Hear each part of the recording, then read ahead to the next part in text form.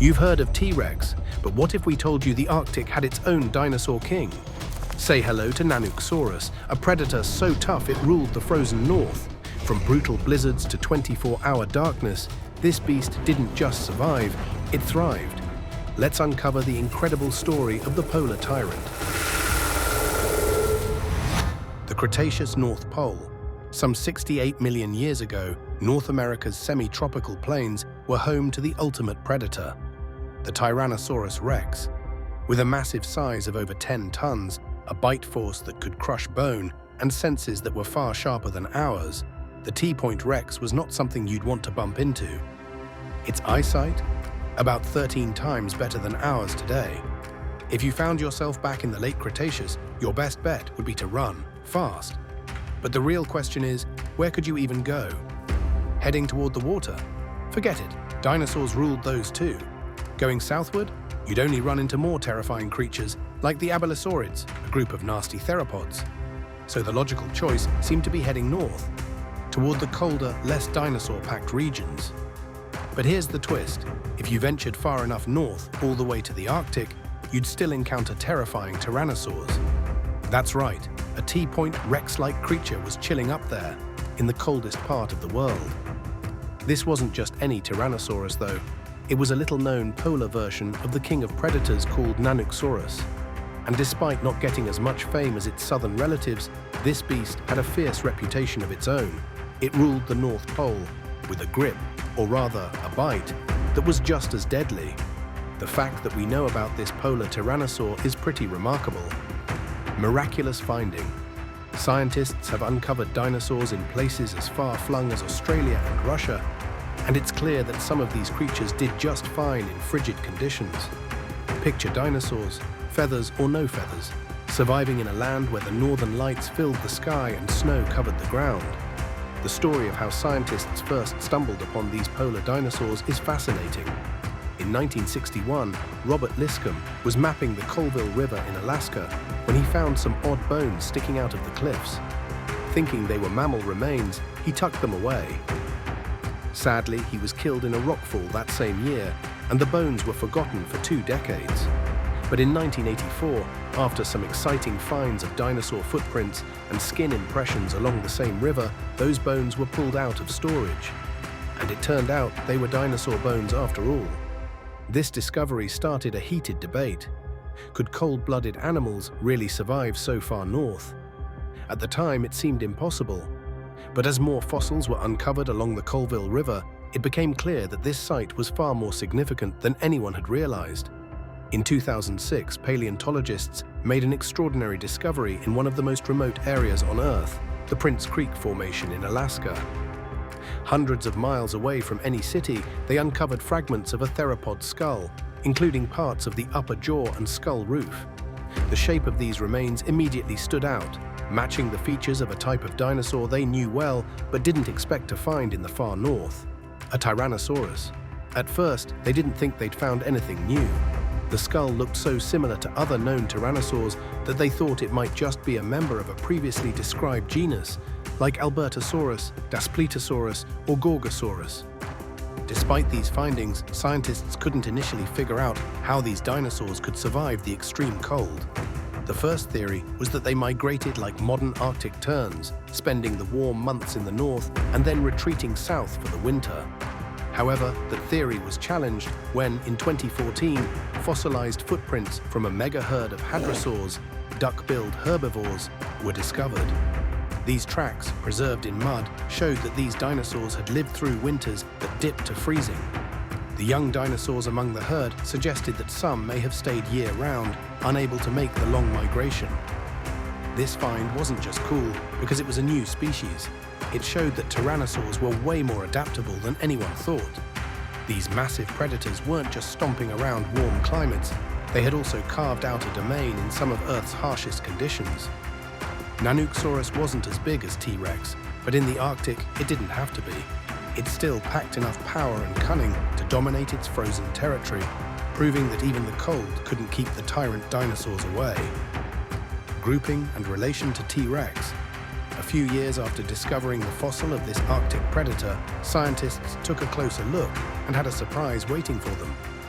What they originally thought was just another species turned out to be something far more exciting, a completely new genus. They named it Nanuksaurus, which means polar bear lizard. The idea of an Arctic tyrannosaur was already a bombshell, but this discovery set off even more buzz when researchers started comparing it to the king of dinosaurs itself, Tyrannosaurus rex. When scientists took a closer look at the Nanuqsaurus's physical traits, they found it had a lot in common with the T.rex. In fact, it seemed to be one of the closest relatives of the T.rex in North America, second only to another species called Daspletosaurus. This led researchers to place Nanuksaurus in the Tyrannosaurini subfamily, a group known for having big, bulky bodies and massive heads. But even though they could classify it based on its features, the real mystery was still where this creature came from. What are its roots? There are two main theories. One idea is that it evolved from a North American tyrannosaur that made its way up to the Arctic. The other, it could have Asian roots. Paleontologists Stephen Broussat from the University of Edinburgh and Thomas Carr from Carthage College put together a study, published in 2016, that completely changes how we think about its origins. They looked at 28 different species of tyrannosaurs and discovered something surprising. T.rex's ancestors didn't evolve in North America. Instead, they may have crossed over from Asia, likely through a temporary land bridge that connected the continents during the late Cretaceous period.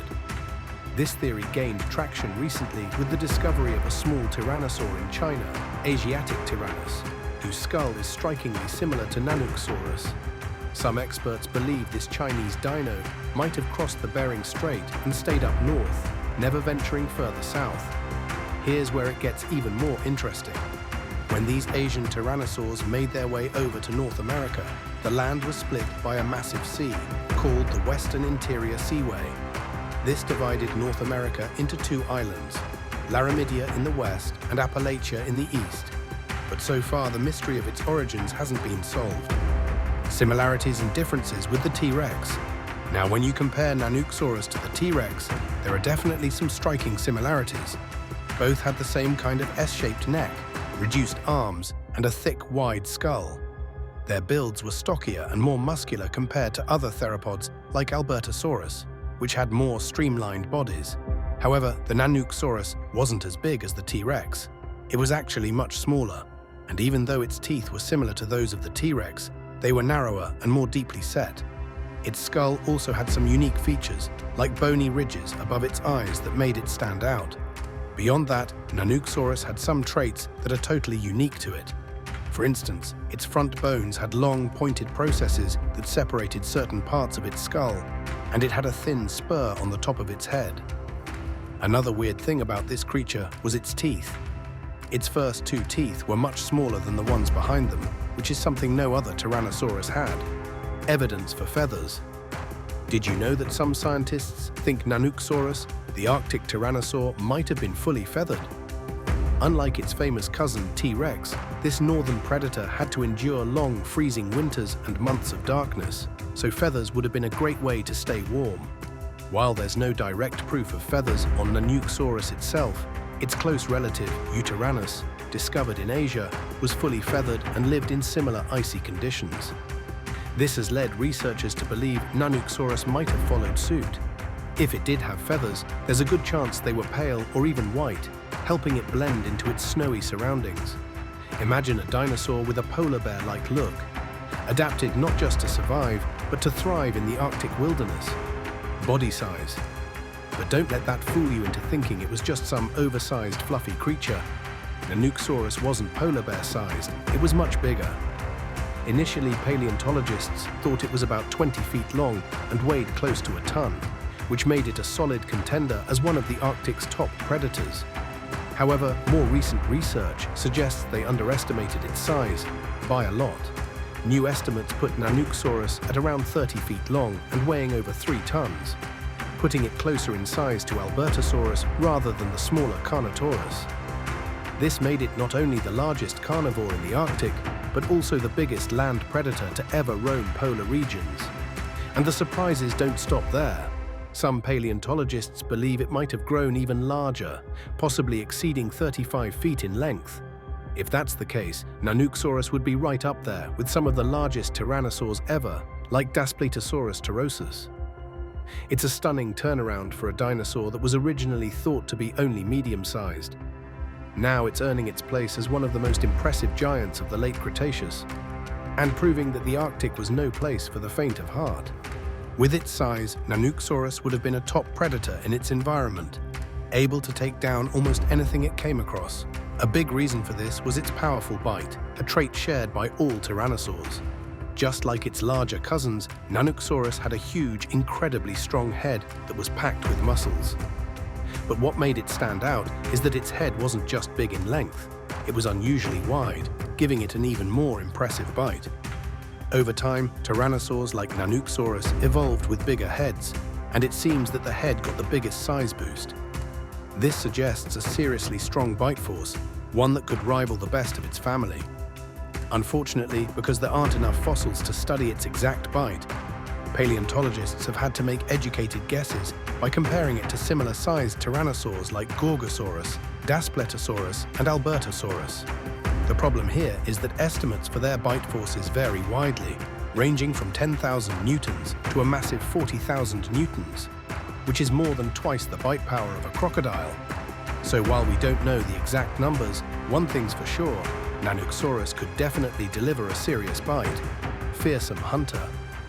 When it comes to hunting, Nanuksaurus have to be flexible, adjusting their strategy depending on what's happening around them. Successful hunters aren't just fast or strong, they're smart, knowing when to switch tactics to make sure they catch their prey. In prehistoric planet, Nanuqsaurus shows this ability by changing its approach depending on the season, environment, and the prey it's after. But even with the best plans, things don't always go according to, well, plan. Like all predators, Nanuqsaurus had to take risks and sometimes failed, using up precious energy in the process. Sometimes a hunt just didn't work out, and the best they could do was try again, hoping luck would swing in their favor. As winter approaches, Nanuqsaurus teams up with others to hunt larger prey, like 2-ton animals, which would be a huge challenge for a single dinosaur. But once winter ends, the hunting strategy shifts. Nanuqsaurus starts going after smaller, faster animals on its own. This change could be because food becomes scarce during winter, and quick meals are more important than long chases. It's also likely that during harsher months, hunting smaller prey is necessary to keep up energy levels until more food becomes available. No matter the size of the prey, the Nanuqsaurus doesn't rely on sneak attacks or ambushes. Instead, it prefers to create panic. It would clamp down on its victim, crushing bones and tissue with ease, creating catastrophic damage in an instant. To make matters worse for its prey, its teeth were designed to kill. While smaller than the teeth of a T.rex, they were still massive, some over 4 inches long, and curved to hook into flesh-like meat hooks. Add in serrations on the edges, and these teeth could cut through layers of meat and bone with little resistance. Armed with this terrifying toolkit, Nanuksaurus could take out even the largest animals around with a single perfectly placed bite. It wasn't just a hunter, it was a walking, biting wrecking ball in the icy wilderness. Solo life or packed? Living in the Arctic was no picnic, and Nanuksaurus had to deal with some of the harshest conditions imaginable. Its menu likely included dinosaurs like hadrosaurs and ceratopsids, but it seems to have had a particular taste for Pachyrhinosaurus. In fact, it's often shown in movies and documentaries hunting these hefty herbivores, usually in packs. This idea of Nanuksaurus being a social pack-hunting dinosaur has stuck in people's minds, but there's no solid evidence to back it up. The misconception probably comes from older estimates of it being much smaller, which made the idea of group hunting more plausible. That said, some scientists think Nanuksaurus may have been more social than we realize, simply because its environment was so unforgiving. Living in a group would have made it easier to bring down large prey, survive the freezing cold, and even keep juveniles alive. It's possible that they huddled together for warmth or stuck close to help younger members of the group survive. Unfortunately, life was still incredibly tough for the little ones, and many didn't make it. High mortality and freezing environment. This is painfully clear from the fossils. Most of the Nanuksaurus specimens found so far are juveniles or young individuals, and not a single fully grown adult has been discovered yet. This paints a grim picture of its world, where only the toughest could survive. What's even more surprising is that these dinosaurs seem to stay in the Arctic by choice. Instead of heading south to escape the brutal winters, they stuck it out in some of the most extreme conditions imaginable. Winters in the Arctic weren't just cold, they were freezing. Temperatures dropped to an average of 26 degrees Fahrenheit, which is basically like living inside a freezer. But the real challenge wasn't the cold, it was the darkness. Studies suggest that Nanuksaurus endured up to 120 days of near-total darkness during the winter, along with frequent blizzards. It was a relentless cycle of freezing temperatures, howling winds, and endless nights. Given these harsh conditions, many scientists believe there's no way Nanuksaurus could have survived without feathers. Thick plumage would have been essential, not just to keep warm, but to endure months of Arctic icy darkness and storms. Powerful senses and legs. To survive in near-total darkness and brutal storms during the long winters, it likely developed some top-tier hunting senses. Paleontologists believe its eyesight and sense of smell were incredibly advanced, even compared to its relatives. Its nose, in particular, has sparked a lot of interest. Based on its skull remains, its nasal region appears to have been incredibly well developed, possibly even better than the T.rex. And that's saying something, considering T.rex was already famous for having a sense of smell, rivaling bloodhounds. With such a powerful nose, Nanuksaurus could have tracked prey from miles away, even through heavy snow and icy winds. Its legs and feet might have been another critical adaptation for Arctic life. With snow piling up and ice everywhere, it's possible Nanuksaurus evolved special features to move more easily through deep snow or stand on ice without sinking or slipping. While no direct evidence of this has been found yet, some scientists think it may have had strong, heat-conserving legs and feet designed to handle the frozen terrain, making it a true winter predator. Bittersweet summer. Nanuksaurus had to get creative to survive in the Arctic, especially during the summer months of endless daylight.